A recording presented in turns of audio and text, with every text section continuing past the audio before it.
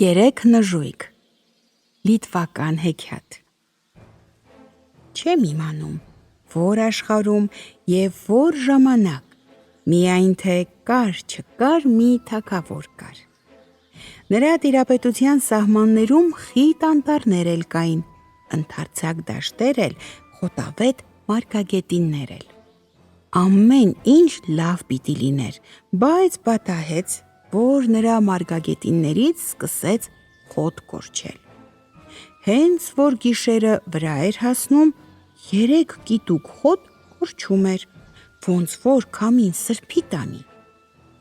Թագավորի ծառաները գիշերները հսկում, հալից ընկնում էին, բայց ինչ օգուտ, ոչ գողին էին բռնում, ոչ խոտն էին պաշտպանում։ Այն ժամանակ թագավորը հրամայեց իր ամբողջ աշխարհում հայտարարել իր թագավորական կամքը։ Ով գողին բռնի, թեկուզ ամենավերջին աղքատն էլ լինի, թագավորը նրան կտա իր 3 աղջիկներից մեկը։ Թագավորի պալատից ոչ հեռու ապրում էր մի գյուղացի, և հենց այդ ժամանակ մեծացել էին նրա 3 տղաները։ Մեծ տղան, որ ամենախելացին էր, թագավորի կամքը լսեց և ասում է. «Մայրիկ և հայրիկ, ես ուզում եմ գնամ գողին բռնելու։ Ով գիտե, գուցե դուք տեսնեք, թե ինչպես է ձեր որդին պսակի գնում թագավորի աղջկա հետ»։ «Լավ», պատասխանեց հայրը, «գնա որդիս»։ Իսկ մայրը ոչինչ չասաց, միայն սպիտակ հաց թխեց, մի կտոր խոզի ճարպ կտրեց, ձու խաշեց և այս ամենը տոպրակի մեջ դնելով տվեց որդուն ու ճանապարհ գցեց։ Մեծ որդին մոր սիրելին էր։ Գնաց մեծ որդին թագավորի մարգագետինը, նստեց մի խոտի կույտի մոտ, ուտելիքի տոպրակը առջևը դրեց և գործի անցավ։ Ձուն ձվին է խփում, հացով ու ճարպով ուտում։ Մեկ էլ խոտերի միջից դուրս վազեց մի կրյա ու ասում է. «Ինձ էլ մի պատառ տուր, քաղցած եմ»։ «Սրան տես, ինչ է մտածել», պատասխանում է մեծ որդին, «քեզ համար է չարչարվել մայրս։ Դե, քանի գլուխդ վրատ է, հեռացիր, կորիր»։ «Լավ», ասում է կրյան, «միայն թե հիշիր, ինչ որ մտածել ես, քեզ չի հաջողվի»։ Ասաց ու չքացավ, ասես գետնի տակն անցավ։ Իսկ մեծ որդին կուշտ կերավ ու բարձրացավ խոտի կույտի վրա։ «Վերևից ամբողջ մարգագետինը կերևա», մտածում է նա։ Նստեց կույտի վրա, նստեց, նայեց և քունը տարավ, քնեց։ Առավոտյան արթնացավ և ինչ տեսավ։ Հենց իր տակի կույտը չկա, հետն էլ կողքի 2 կույտերը։ Ինչ կարող ես անել։ Մեծ որդին ոտքերը քարշ տալով գնաց տուն։ Իսկ միջնակ տղան, նա նույնպես խելացի տղա էր, ծիծաղում է նրա վրա. «Թեև դու ամենամեծն ես, բայց ինչ օգուտ, այ ես կգնամ ու անպայման գողին կբռնեմ»։ Եվ գնաց, բայց նրա հետ էլ ճիշտ նույնը եղավ, ինչ որ մեծ եղբոր հետ։ Այն ժամանակ փոքր եղբայրը, իսկ նրան հիմար էին համարում, ասում է. «Հայրիկ ու մայրիկ, ինչ կասեք, եթե ես գնամ, գուցե ինձ հաջողվի գողին բռնել»։ «Ինչ ես ասում», ձայն տվին բոլորը, «խելացիները չբռնեցին, դու պիտի բռնես հիմար, ավելորդ բան է»։ Փոքր որդին չլսեց, նա մի կտոր չոր հաց վերցրեց, դե մայրը նրա համար ճամփի պատրաստություն չէր տեսել ու գնաց ուղիղ թագավորի պալատը և ասում է. «Ցույց տվեք ինձ թագավորի աղջիկներին, ես պետք է տեսնեմ, ջահել աղջիկնե՞րն են գեղեցիկ, թե չէ»։ Գուցե չարժի նրանց համար չարչարվել։ Թագավորն ու իր պալատականները ծիծաղեցին գյուղացու տղայի վրա, բայց եւ այնպես աղջիկներին դուրս բերին, որ նա տեսնի։ Հա, ինչ կասեք, հարցնում է թագավորը, դուր եկան քեզ իմ աղջիկները,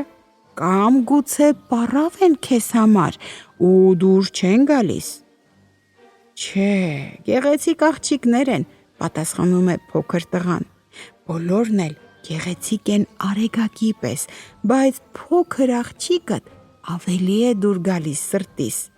երբ կողին բռնեցի, ես նրան կին կվերցնեմ։ Դե գնա բռնիր, ասում է թագավորը, հետո կին ուզելու մասին կմտածենք։ Եվ կբռնեմ, ասաց փոքր որդին։ Գլխարկը վերցրեց, գլուխ տվեց թագավորի աղջիկներին ու գնաց մարգագետին։ Կանգնեց դաշտի մեջտեղը եւ մտածում է. Հիմա ինչ անեմ։ Նախ հաց ուտեմ, հետո սկսեմ հսկել, թե նախ հսկեմ, հետո հաց ուտեմ։ Որոշեց նախ ուտել, հետո հսկել։ Հենց որ մի կույտի տակ նստեց ու հացը հանեց, մեկ էլ տեսավ մոտ վազեց մի կրյա։ Ինձ էլ տուր, ասում է կրյան, ես էլ սոված եմ։ Շատ չի իմ պաշարը, ասում է փոքր եղբայրը, բայց ինչ որ ունեմ, կեսը քեզ կտամ։ Կրյան հացը մի ակնթարթում կուլ տվեց ու ասաց. Ինչ որ մտածել ես, քեզ կհաջողվի, բարձրացիր խոտի կույտի վրա ու հանգիստ քնիր։ Երբ գողերը եկան, ես քեզ կարթնացնեմ, նրանից հետո մնում է քո շնորհքը։ Կես գիշերին 3 ձի կգան թագավորի խոտն ուտելու, 2-ի բաշերից կբռնես, 3-ին կհեծնես եւ ոչ մի բանից չվախենաս, ամեն ինչ լավ կլինի։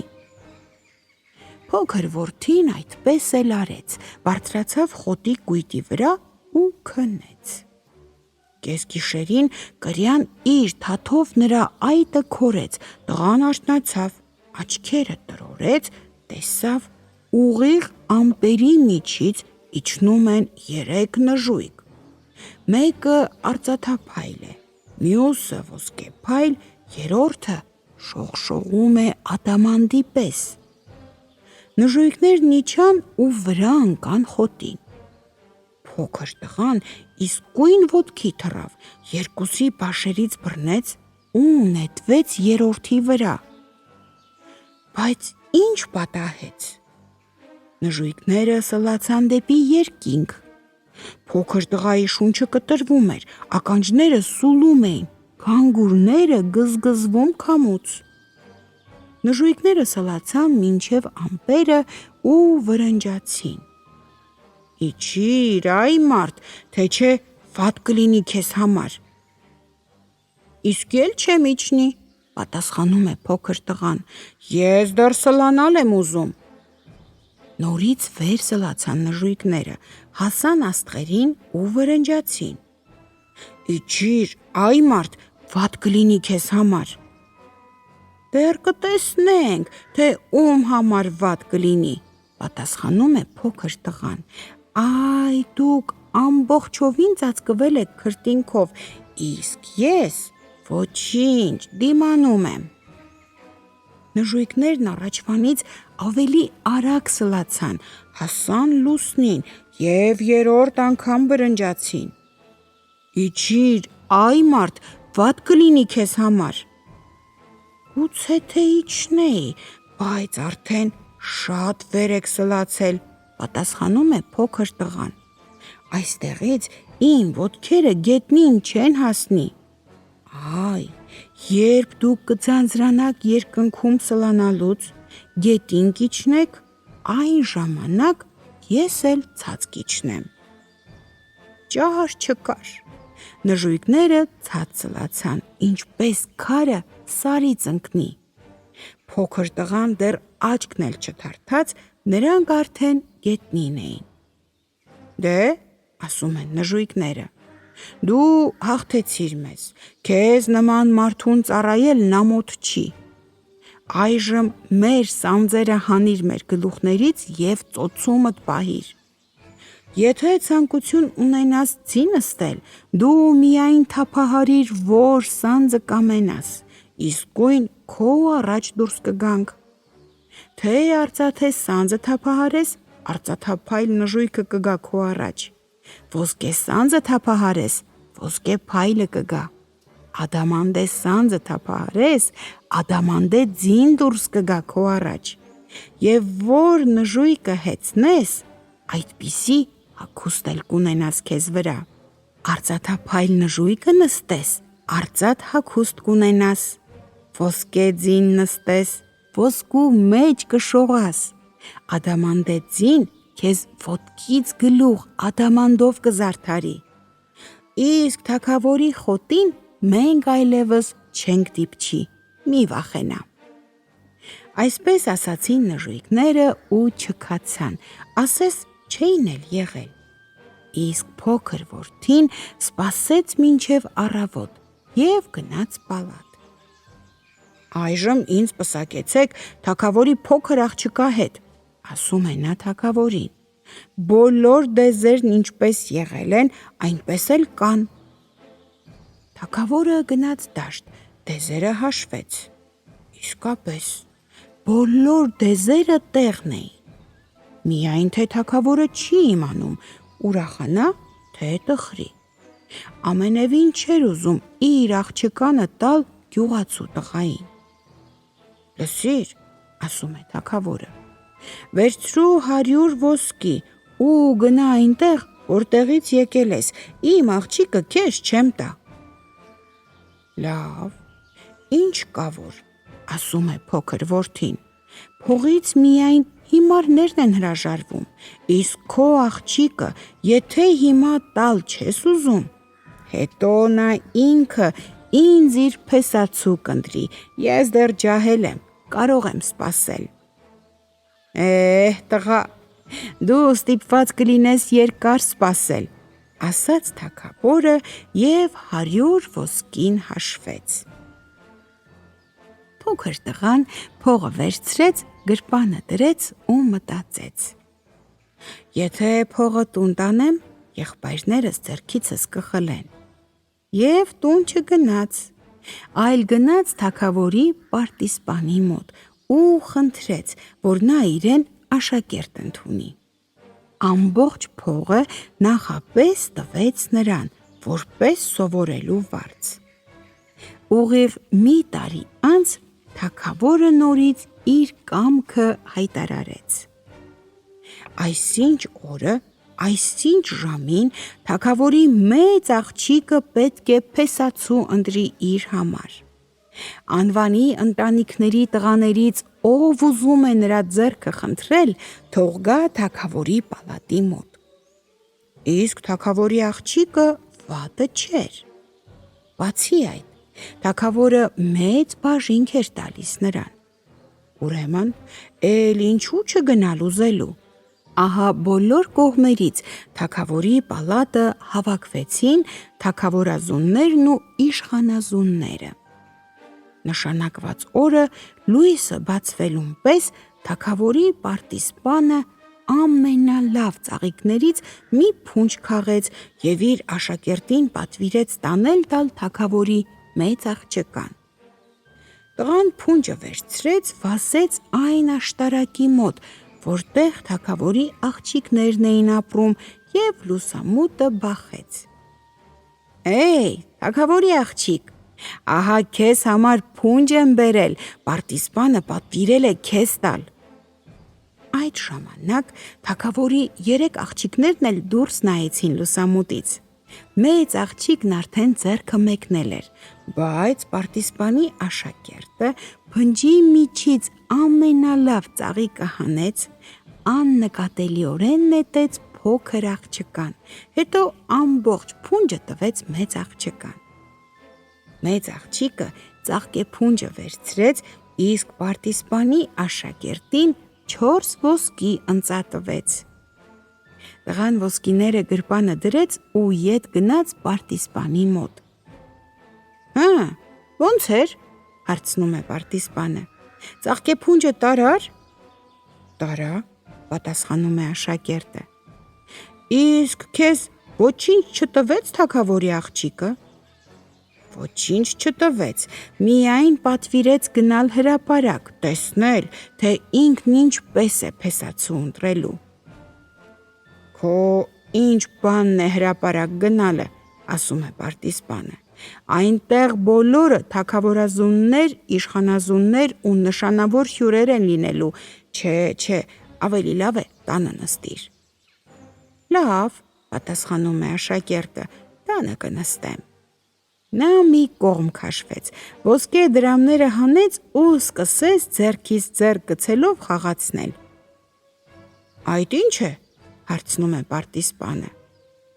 Ինչ որ կոճակներ են, պատասխանում է փոքր որդին։ Ճանապարհին եմ գտել, տես ոնց են փայլում։ Այ քեզ հիմար, փողը կոճակից չի ջոկում, մտածեց պարտիզպանը, իսկ աշակերտին ասաց. Ճիշտ որ, լավ կոճակներ են, տուր ես պահեմ, եթե էլի գտնես, կկարենք քո բաճկոնին։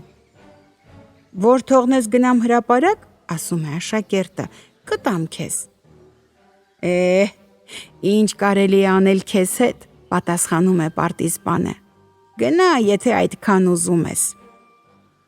Աշակերտին հենց միայն այդ էր հարկավոր, դրամները տվեց պարտիզպանին ու դարպասից դուրս վազեց։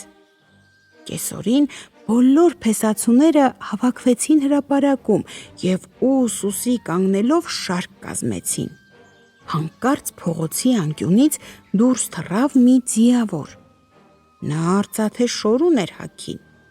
Նրա ձին արծաթափայլ էր, ձիու սարքը նույնպես արծաթից էր։ Ձիավորն ամբողջ հրապարակի երկարությամբ արշավեց և շարք կանգնեց ամենավերջում։ Հենց այդ ժամանակ թագավորի աղջիկը պալատից դուրս եկավ։ Նա անցնում էր շարքի երկարությամբ, նայում է փեսացուներին, որ սրտի ուզածին ընտրի։ Բոլորի մոտով անցավ, կանգ առավ արծաթե ձիավորի առաջ։ Սա, ասում է, սա կլինի իմ ամուսինը։ Բայց հենց որ նա այս խոսքն ասաց, հանկարծ հիփ-հոփ, արծաթափայլ նժույգը ձիավորի հետ վեր սլացավ ու ամպերի մեջ կորավ։ Ինչ արած։ Թագավորի աղջիկը ստիպված եղավ մի ուրիշ փեսացու ընտրել իր համար և հենց նույն օրն էլ հարսանիք արի։ Մի տարի անց թագավորի միջնակ աղջիկն էլ ուզեց իր համար փեսացու ընտրել։ Նորից թագավորը բոլոր երկրներից թագավորազուններ ու իշխանազուններ հրավիրեց։ Նրանք զարդարված ու պաճուճված, սքանչելի ձիերը հեծած շտապում էին նշանակված օրը տեղ հասնելուն։ Նույն օրը առավոտյան պարտիզպանը նորից ծաղիկներ քաղեց, փունջ կապեց և իր աշակերտին պատվիրեց տանել տալ թագավորի միջնակ աղջկան։ Աշակերտը ծաղիկները վերցրեց ու տարավ պալատ։ Թագավորի աղջիկ, գոռում է լուսամուտի տակ, վերցրու ծաղկեփունջը, պարտիզպանն է ուղարկել։ Թագավորի միջնակ աղջիկը լուսամուտից դուրս կախվեց, փոքր աղջիկն էլ քրոջ ետևից էր դուրս նայում։ Պարտիզպանի աղջիկը այն անգամվա պես ամենագեղեցիկ ծաղիկը դուրս քաշեց փնջից ու կամացուկ նետեց փոքր աղջկան։ Իսկ ամբողջ ծաղկեփունջը մեկնեց միջնակ քրոջը։ Միջնակ աղջիկը փունջը վերցրեց և աշակերտին 4 ոսկի դրամ տվեց։ Աշակերտը դրամները տարավ տվեց պարտիզպանին և նորից թույլտվություն ստացավ հրապարակ գնալու։ Իսկ հրապարակում փեսացուներն արդեն վաղուց հավաքվել էին ու Սուսի տված շարք են կանգնել և սպասում են, թե երբ դուրս կգա թագավորի աղջիկը։ Հանկարծ քարերի վրա ձիու սմբակների կտկթոց և փողոցի անկյունից դուրս եկավ մի ձիավոր, ոսկե հագուստով, ոսկե ձի նստած։ Հրապարակում մի շրջան գործեց և կանգ առավ վերջին շարքում։ Հենց այդ ժամանակ թագավորի աղջիկը դուրս եկավ պալատից։ Նա իսկույն նկատեց ոսկե ձիավորին, մյուս փեսացուներին նայել անգամ չուզեց, ուղիղ նրա մոտ է գնում։ Բայց հենց որ մոտեցավ, ձիավորը ոսկե սանձը շարժեց և սլացավ երկինք։ Ինչ արած։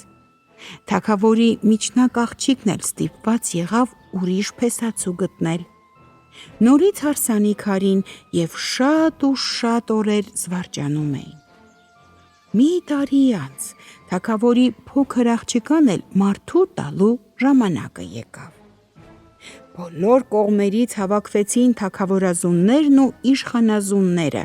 և այն էլ ամենից գեղեցիկներն ու ամենից անվանիները, որովհետև հարսնացուն էլ թագավորի 3 աղջիկներից ամենագեղեցիկն էր ու ամենասիրելին։ Իսկ պարտիսպանի աշակերտն այդ օրը վեր կացավ լուսացեքին, ավելի շատ ծաղիկներ քաղեց, մետաքսե ժապավենով կապեց ու տարավ թագավորի փոքր աղջկան։ Թագավորի աղջիկը ծաղկեփունջը վերցրեց, հիացած նայեց նրան, ապա հանկարծ ամենագեղեցիկ կարմիր ծաղիկը պոկեց ու նետեց պարտիսպանի աշակերտին։ Կեսօրին փեսացուները կողք կողքի ու Սուսի շարք կազմեցին։ Զանգակատներից զանգերը հնչեցին 11 անգամ, իսկ 12-րդ զանգի ժամանակ քարերի վրա թքթքացին ձիու սմբակները։ Հրապարակ եկավ մի ձիավոր։ Նրա տակի ձին շողում էր ադամանդի պես։ Ձիավորն էլ ամբողջովին փայլփլում էր ադամանդներից։ Նա մի շրջան գործեց հրապարակում և կանգնեց վերջին շարքում։ Հենց այդ ժամանակ դուրս եկավ թագավորի աղջիկը։ Առանց նայելու անցավ բոլորի մոտով, կանգ առավ ադամանդազարդ ձիավորի առաջ։ Նայեց նրա երեսին և սիրտը թփրտաց։ «Սա կլինի իմ ամուսինը», ասաց թագավորի աղջիկը։ Բայց ձիավորը միայն մեկ անգամ սուլեց և օդ սլացավ։ Նա կորավ ամպերի մեջ, ասես իսկի չէր էլ եղել։ Միայն կարմիր ծաղիկը երկնքից ընկավ թագավորի աղջկա ոտքերի առաջ։ Նա ծաղիկը վերցրեց և իսկույն ճանաչեց, հենց այն ծաղիկն էր, որ առավոտյան ինքը նվիրել էր պարտիսպանի աշակերտին։ Եվ նա ուրիշ փեսացու չընտրեց իր համար։ «Ինձ հարկավոր չէ ոչ արքայազուն, ոչ իշխանազուն», ասում է հորը։ «Եթե ուզում ես ինձ անպայման մարդու տալ, տուր պարտիսպանի աշակերտին, նրան, որ այսօր առավոտյան ծաղկեփունջ բերեց ինձ»։ Թագավորը զայրացավ, նույնիսկ ոտքը գետնին խփեց։ Ամեն կերպ համոզում էր իր աղջկան, բայց ոչ։ Թագավորի աղջիկն ուրիշ փեսացու չի ուզում։ Ինչ արած։ Թագավորը նրան տվեց պարտիսպանի աշակերտին, միայն թե հարսանիք չարեց և բաժինք տվեց միայն մի հին ջրաղաց։ «Գնացեք և ապրեք ինչպես ուզում եք», ասաց նա հարս ու փեսային, «և այլևս իմ աչքին չերևաք»։ Նրանք գնացին իրենց ջրաղացը և 3 տարի այնտեղ ապրեցին երջանիկ։ Գուցե էլի 33 տարի այնպես կապրեին, բայց ամբողջ աշխարհում լուր տարածվեց, թե թշնամու զորքերը կռիվ են դուրս եկել թագավորի դեմ։ Ուզում են բոլորին կոտորել, ամբողջ թագավորությունը ավերել, քարը քարի վրա չթողնել։ Այս լուրը լսելով, բոլոր երիտասարդները նիզակ ու սուր վերցրած հավաքվեցին թագավորանիստ քաղաքում։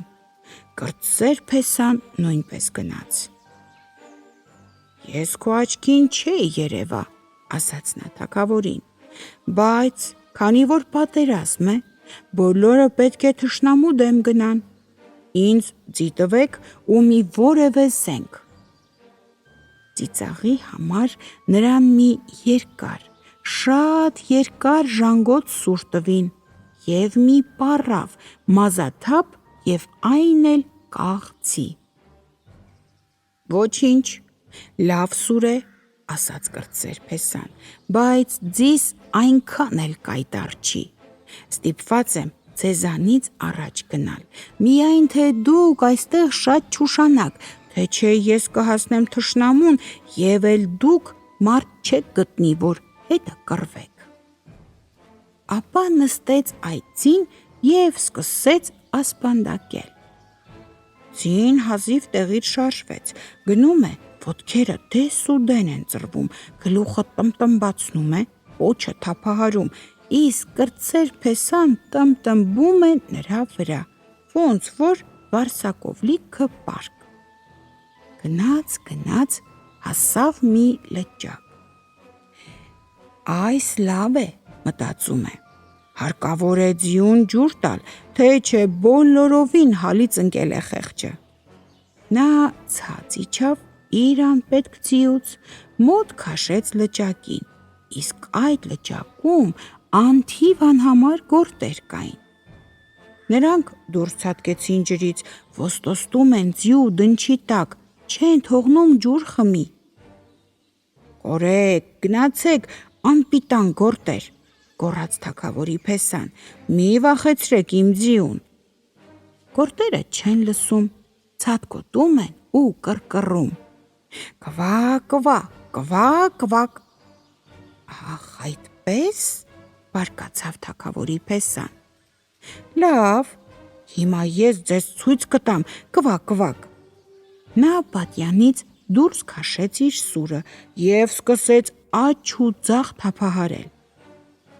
Եվ հենց այդ ժամանակ էլ թագավորի զորքը մոտեցավ։ Հեյ, ծիծաղում են նրա վրա, այդ ինչ ես դու, ժամանակից շուտ պատերազմ սկսել։ Ոչինչ, պատասխանում է նա,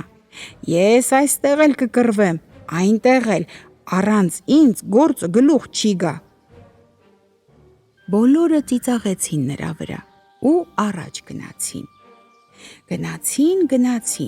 երես առ երես դեմ առան թշնամուն։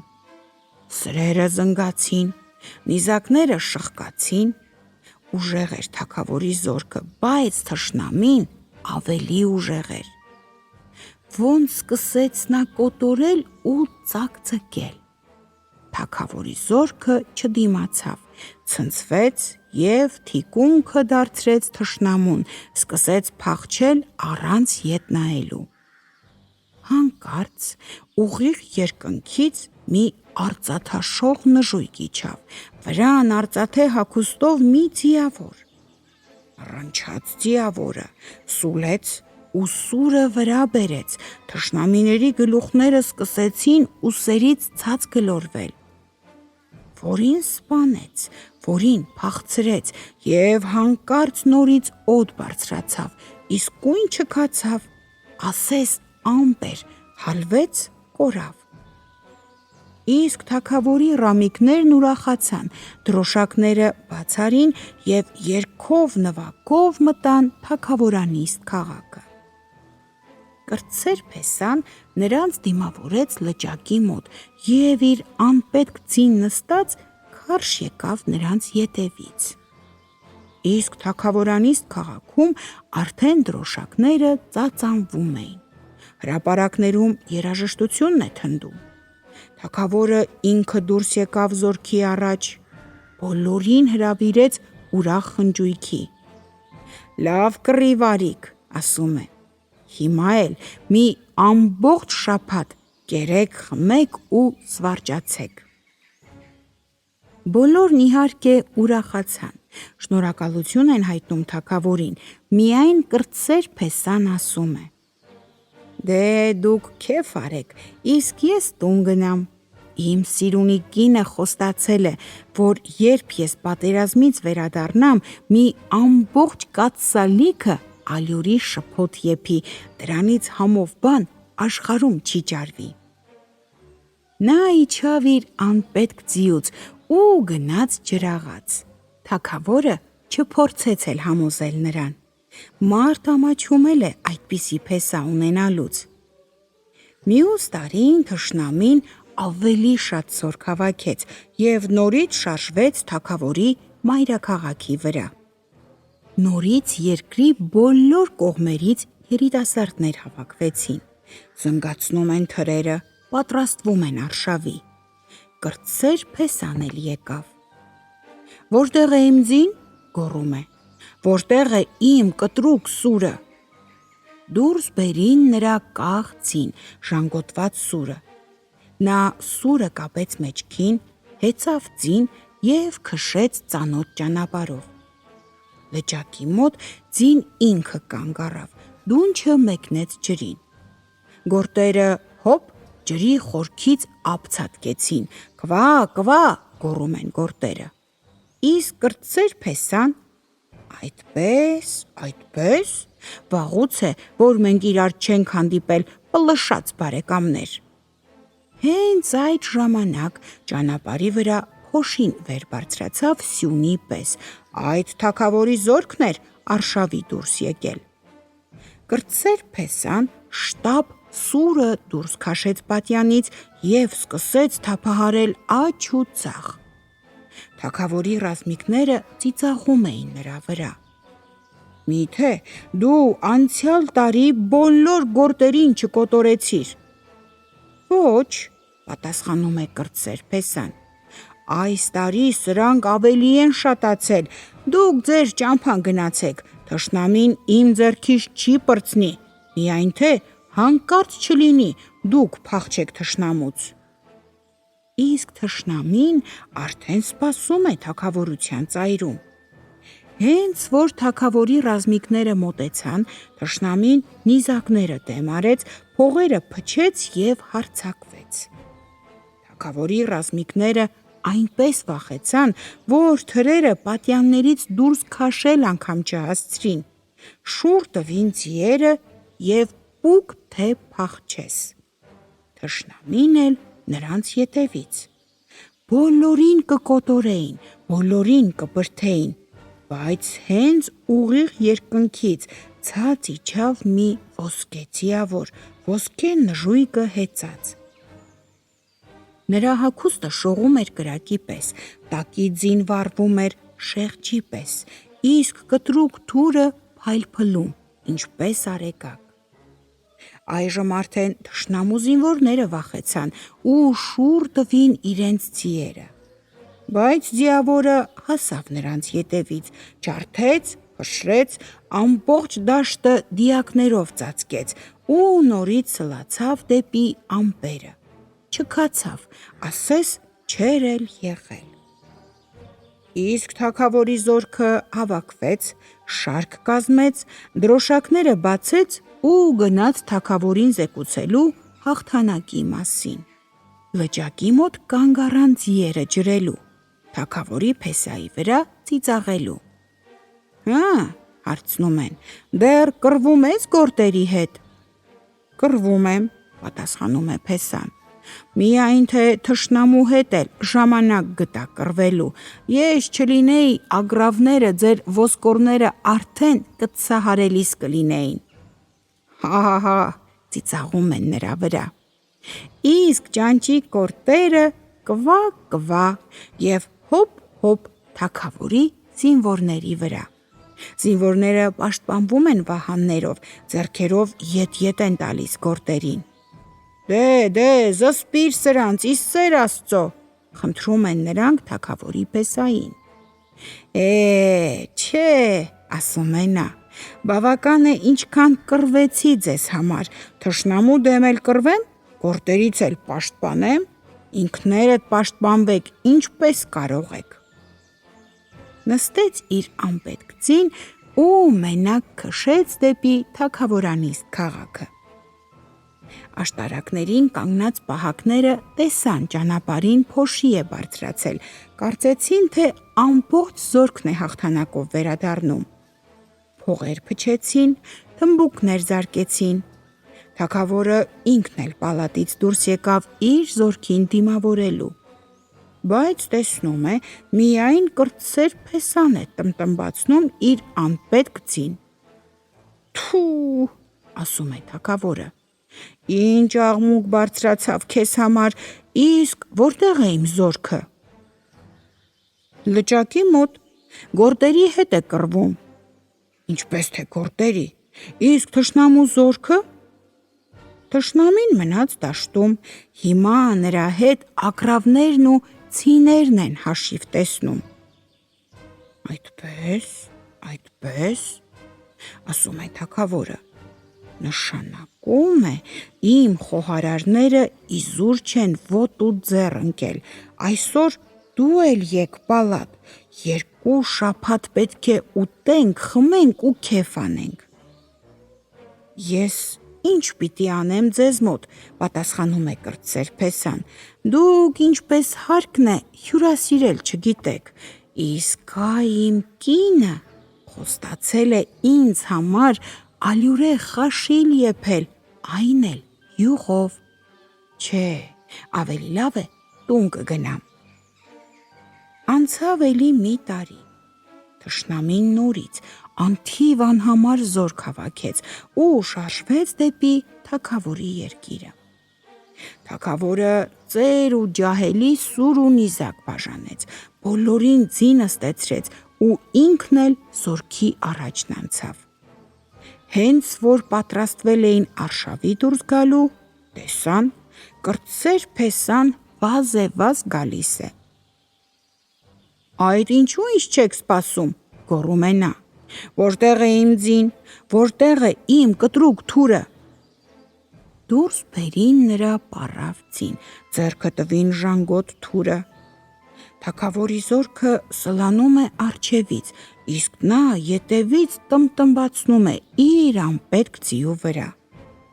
Դե հո չէր կարող հասնել առույգ ձիերի ետևից, շուտով ետ մնաց։ Բայց եւ այնպես, մինչև լճակը հասավ եւ այնտեղ բոլորովին կանգ առավ։ Ձիուց իջավ, կապեց մի ծառից, ապա գրպանից հանեց ադամանդե սանձը ու թափահարեց։ Եվ իսկույն, գետնի տակից բուսավ, թե երկնքից իջավ, նրա առաջ կանգնեց ադամանդե ձին, ադամանդե բաշն է թափահարում, ադամանդե պայտերով խոտն է տրորում։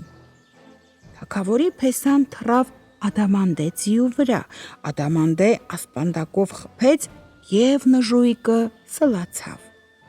Սլացավ անտառների վրայով, լեռների վրայով, լճերի վրայով, ուղիղ դեպի այն դաշտը, որտեղ թագավորի զորքն էր կռվում թշնամու դեմ։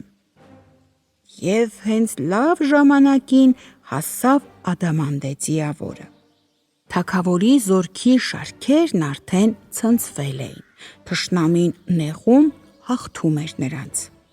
Ադամանդե ձիավորը ասպատնակեց իր նժույգը ու նետվեց առաջ։ Որտեղ հասնում էր նրա թուրը, այնտեղ թշնամին փռվում էր հնձված խոտի վրա։ Ում վրա շողում էր նրա հայացքը, իսկույն շուռ էր գալիս ու փախչում։ Թագավորի զորքերն ուշքի եկան, նորից իրեն շարքերը խտացրին, նիզակներն առաջ մեկնեցին, բայց տեսնում են, էլ մարդ չկա, որ հետը կռվեն։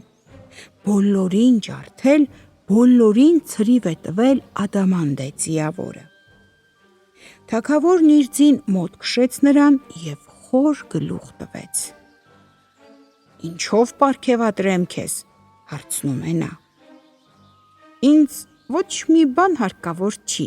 պատասխանում է ձիավորը։ Բայց եթե ուզում ես մի բան տալ, ընծայիր ինձ քո թագավորական թաշկինակը։ Թագավորը գրպանից հանեց իր մետաքսե թաշկինակը և տվեց ձիավորին։ Սա թաշկինակն առավ, գլուխ տվեց թագավորին և ադամանդե սանձը շարժեց։ Ադամանդեցին վեր սլացավ, տարավ ձիավորին, ասես չէր էլ եղել։ Իսկ թագավորն իր զորքի հետ գնաց իր թագավորանիստ քաղաքը և այնպիսի մի խնջույք սարքեց, որ ոչ ես, ոչ դուք երազում էլ չեք տեսել։ Այդ խնջույքին անթիվ անհամար հյուրեր էին հավաքվել, եկել էին և հրավիրվածները, և չհրավիրվածները։ Միայն թագավորի կրտսեր փեսան ու իր կինը չկային։ Բայց այս անգամ թագավորը անհարմար զգաց։ Ինչ ուզում է լինի, լավ բան չի, մտածեց նա։ Օտարները լցվել են իմ տունը, իսկ հարազատ աղջիկս ու իր ամուսինը չկան։ Եվ հրամայեց ոսկե կառետն ուղարկել նրանց ետևից։ Նրանց էլ բերին, սեղան նստեցրին, ուտում խմում են, երգեր երգում, և հանկարծ բաց լուսամուտից ներս ընկավ մի մեղու և ուղիղ դեպի թագավորը։ Պտույտ է գալիս նրա գլխավերևը, պզում է, ուզում է խայթել։ Կրտսեր փեսան վեր թռավ տեղից ու սկսեց մեղուն քշել մետաքսե թաշկինակով։ Նայում է թագավորը, ծանոթ թաշկինակ է նրա ձեռքին, հենց այն է, որ ինքը նվիրեց ադամանդե ձիավորին։ Եվ հասկացավ թագավորը, թե ով է 3 անգամ իրեն փրկել փորձանքից։ Գրկեց փեսային, համբուրեց ու ասում է. Հիմա ապրիր ինձ մոտ պատվով ու փառքով, դու կլինես իմ առաջին խորհրդականը։ Ոչ, թագավոր, ոչ։ Առաջ դու չէիր ուզում ինձ ճանաչել, հիմա էլ ինձ հարկավոր չի քո ողորմածությունը, ասաց կրտսեր փեսան, բռնեց իր կնոջ ձեռքը և դուրս գնաց, հեռացավ պալատից։